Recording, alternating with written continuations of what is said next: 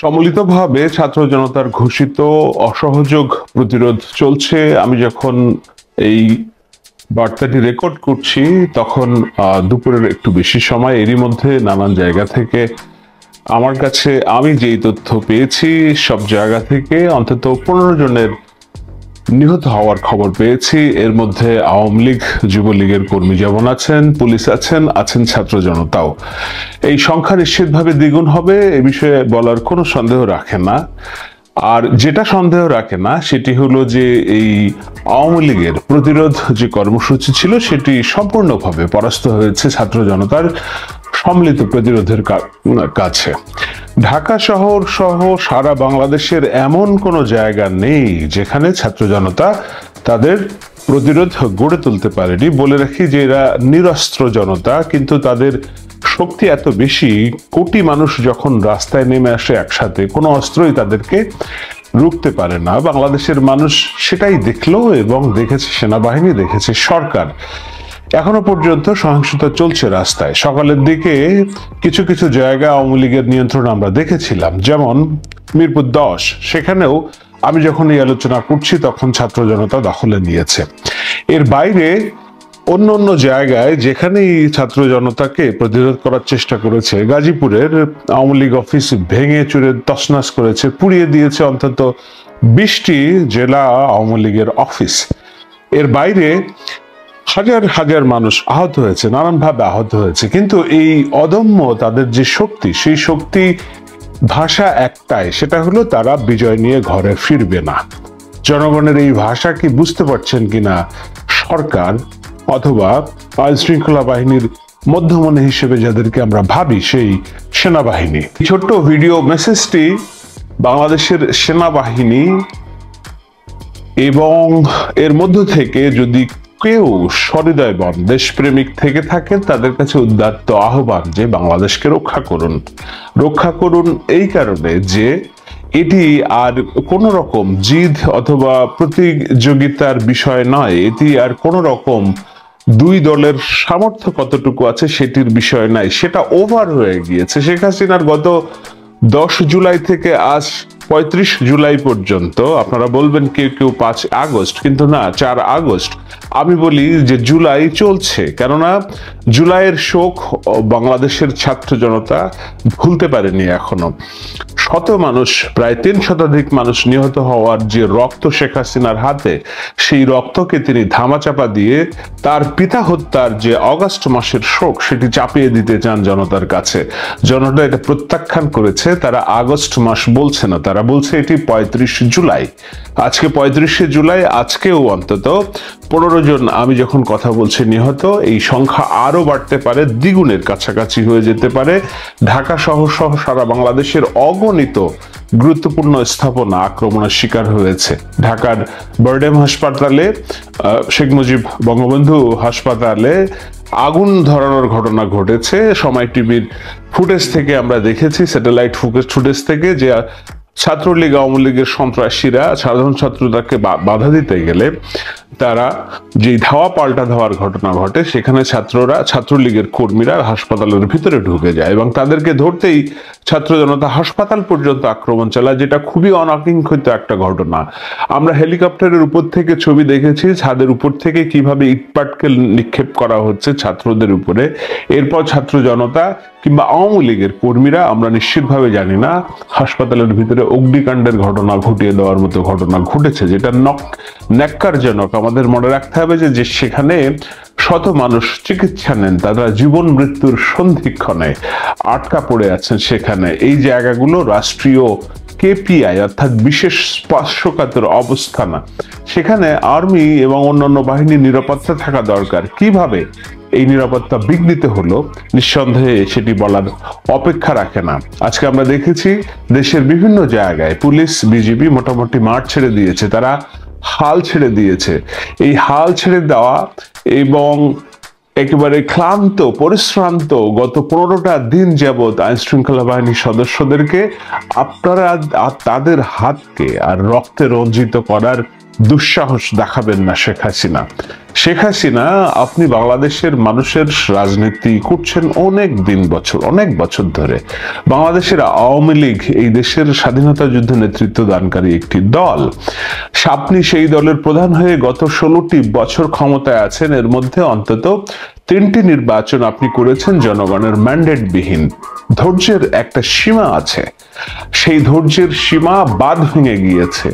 ছাত্র জনতার সম্মিলিত প্রতিরোধকে আপনি বলার চেষ্টা করছেন যে এটি আওয়ামী লীগ এবং দুঃখিত বিএনপি এবং জামাতের তাণ্ডব। বিএনপি এবং জামাত যদি মাঠে এতই শক্তিশালী হয়ে থাকে, তাহলে তো আপনাদের ন্যূনতম লজ্জা শরম থাকলে এখনই পদত্যাগ করা উচিত যে বিএনপি এবং জামাতের মাঠের শক্তির কাছে আপনারা এরই মধ্যে পরাস্ত। আপনারা 4 দিন আগে পরাস্ত হয়েছেন, 3 দিন আগে পরাস্ত হয়েছেন, 2 দিন আগে পরাস্ত হয়েছেন, আজকে পরাস্ত হবেন, কালকেও যদি আপনারা কোনো কর্মসূচি দেন কালকেও পরাস্ত হবেন। এটি আপনাদের নিয়তি। সেই নিয়তিকে যদি আপনি মেনে নেন তাহলে দেশের জন্য ভালো। আর যদি আপনি শেখ হাসিনা না মেনে নেন তাহলে আপনার যে পরিণতি হবে সেই পরিণতি আমরা যারা সভ্য বাংলাদেশের স্বপ্ন দেখি তারা কেউ চাই না। আমরা চাই আপনি প্রাণে বেঁচে থাকুন এবং বাংলাদেশের অগ্রগতি আপনি উপভোগ করুন দূর থেকে হলেও।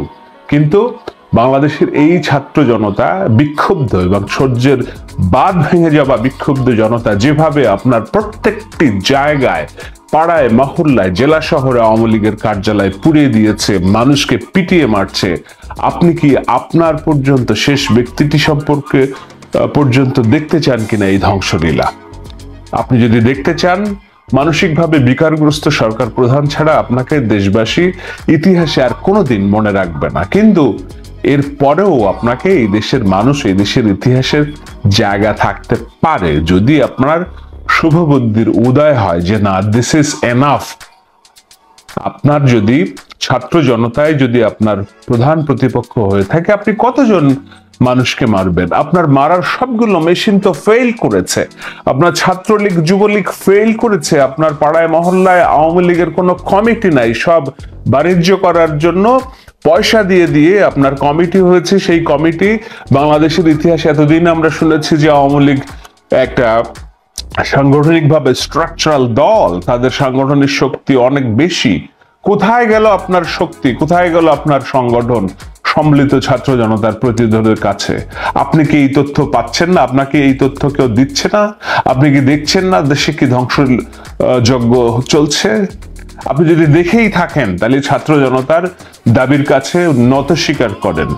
নত স্বীকার করে আপনি জরুরি সভা ডাকেন এবং শান্তিপূর্ণভাবে ক্ষমতা হস্তান্তর করার উপায় বদলে দেন। তাতে ইতিহাস আপনাকে মনে রাখবে, তাতে বাংলাদেশ আপনাকে মনে রাখবে, তাতে আপনার আওয়ামী লীগের কর্মী সমর্থকরাও আপনাকে মনে রাখবে। নইলে আপনাকে যদি জনতা এই গণভবন থেকে টেনে হিসেবে বের করে এবং সেটা যদি বাংলাদেশের কোনো হৃদয় বিদারক একটি ঘটনার অবতরণ হয়, তাহলে এই মাঠের লক্ষ লক্ষ আওয়ামী লীগ কর্মী জনতাও রক্ষা পাবে না। একবার আপনি বাংলাদেশের জন্য ভাবুন, একবার আপনার নিজের মানুষের জন্য ভাবুন, একবার আমাদের জন্য ভাবুন, একবার আপনার লেগেসি ঐতিহ্যের জন্য ভাবুন, একবার আপনার পিতার তার অবদানের কথা ভাবুন। নিঃসন্দেহে বাংলাদেশের মানুষ আপনাদের যদি সেই শুভবুদ্ধির উদয় হয় সেটির অপেক্ষায় আছে। কিন্তু যদি না হয় তাহলে শেষ বার্তাটাই অবশ্যই বাংলাদেশের দেশপ্রেমিক সেনাবাহিনী, যাদেরকে নিয়ে নানান রকম গুজব আছে, যাদেরকে নিয়ে নানান রকম অপপ্রচার আছে। আমি বারবার বলেছি, আবার বলছি যে শেষ সময় পর্যন্ত আমরা সেনাবাহিনীর উপর আস্থা রাখতে চাই। যে আস্থা আমরা আজকে দেখেছি বিভিন্ন জায়গায়, কুমিল্লা সহ বিভিন্ন জায়গায় সেনাবাহিনী, এমনকি মিরপুর 10-এও তারা জনতাকে প্রোটেক্ট করেছে এবং তারা জনতার ভালোবাসা পেয়েছে। এই বার্তা ছড়িয়ে গিয়েছে বিদ্যুৎ গতিবেগে যে সেনাবাহিনী জনতাকে আর গুলি করবে না। সেই সেনাবাহিনীর যে ইমেজ, সেই সেনাবাহিনীর ইমেজ শেখ হাসিনা এবং শেখ পরিবারের যে ইমেজ, তার চেয়ে অনেক বেশি গুরুত্বপূর্ণ বাংলাদেশের সমৃদ্ধি এবং এগিয়ে যাওয়ার জন্য। সেই ইমেজ ধরে রাখার জন্য কিংবা পুনরুদ্ধারের জন্য কিংবা সেই ইমেজটাকে রক্ষা করার জন্য সেনাবাহিনীর শীর্ষ কর্মকর্তা, সেনাপ্রধান যদি নাও পারেন, ভিতরে যারা আছেন তারা প্লিজ দয়া করে আপনাদের ভিতরে সলা পরামর্শ করুন। জাতির এই ক্রান্তি লগ্নে আপনারা আপনাদের হাত বাড়িয়ে দেন, সরকারকে পরামর্শ দিন, সঠিক পরামর্শ দিন যে না ছাত্র জনতার উপর আক্রমণ করা তাদের আর সাধ্যের বাইরে। পুলিশ ফেল করেছে, বিজিবি ফেল করেছে, র্যাব ফেল করেছে। আর্মি কোনোভাবেই এই রক্তের হাত দাগ যেন তাদের হাতে না লাগে সেটি আপনারা স্পষ্ট বার্তা দিন। কেবলমাত্র আপনারা স্পষ্ট বার্তা দিলেই শেখ হাসিনা বুঝতে পারবে তার শাসন ব্যবস্থার 12টা বেজে গিয়েছে, তার দিন শেষ, তাকে বিদায় নিতে হবে। এটি একটি বাস্তবতা, এটি একটি নির্মোহ বাস্তবতা। সেই বাস্তবতা উপলব্ধি করবেন শেখ হাসিনা, সেটি আমাদের প্রত্যাশা। আমি আবার কথা বলবো, আমি এই মুহূর্তে আসলে নতুন করে বিশ্লেষণের কিছু নাই, শুধু কেবলমাত্র যেটুকু মনে হচ্ছে যে না এটাই সময়, এটাই সিদ্ধান্ত নেওয়ার সময়। সেই সিদ্ধান্ত আওয়ামী লীগের প্রধান শেখ হাসিনা যত দেরি করবেন ততই তার জন্য বাংলার মাটিতে যে পরিণতি হবে সেটার জন্য আমরা কেউ প্রস্তুত না, অন্তত সভ্য রাজনীতি যারা করেন তারা মেনে নেওয়ার জন্য প্রস্তুত না।